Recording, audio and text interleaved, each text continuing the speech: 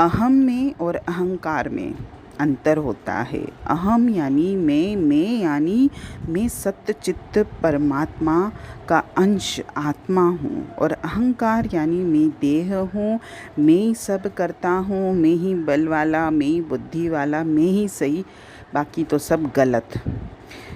एक फ़कीर ने बहुत अच्छी बात कही थी कि ईश्वर तुझसे दूर नहीं है, लेकिन उससे मिलने का जो तरीका तू अपना रहा है वो सही नहीं है।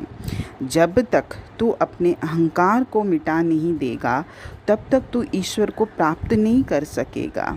अरे ईश्वर को पाना भी क्या है, उसे पाने के लिए तो सिर्फ स्वयं को इस संसार से उखाड़ कर प्रभु चरणों में लगाने की ज़रूरत भर है, और तूने ईश्वर को पा लिया।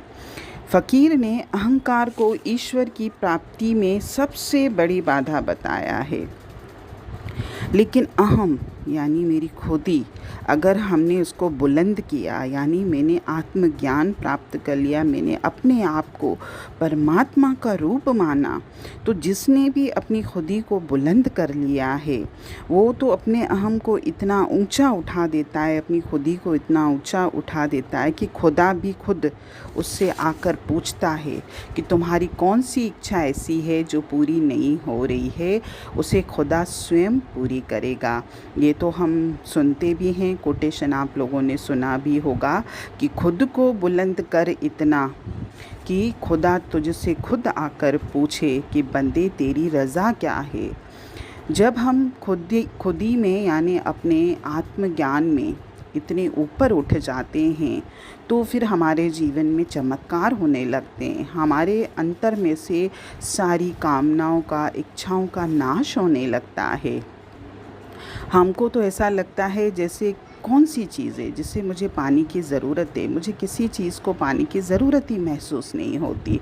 लेकिन अगर मेरे अंतर में अहंकार है तो वो तो मुझे सांसारिक विषयों में लेके आएगा। अगर बल है मुझ में तो मैं ये कहूँगा मैं तो बलवान हूँ, मेरे समान तो बलवान कोई है ही नहीं। अगर मैं धनवान हूँ तो मैं कहूँगा मैं तो धनवान हूँ, मेरे समान धनवान कोई नहीं है। अगर मैं बुद्धि वाला हूँ तो मैं तो बुद्धिमान हूँ, मेरे समान बुद्धिमान कोई नहीं है। अगर मुझे ज्ञान है, विद्या है, तो मैं तो विद्वान हूँ, मेरे समान कोई नहीं।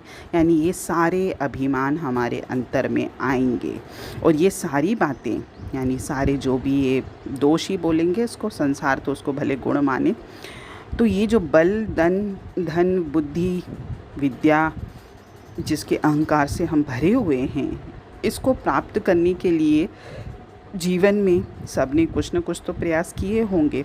तो जिस वस्तु को हम प्रयास करके प्राप्त करते हैं यानी सांसारिक वस्तुओं को, तो उनके छिनने की भी संभावना बनी रहती है।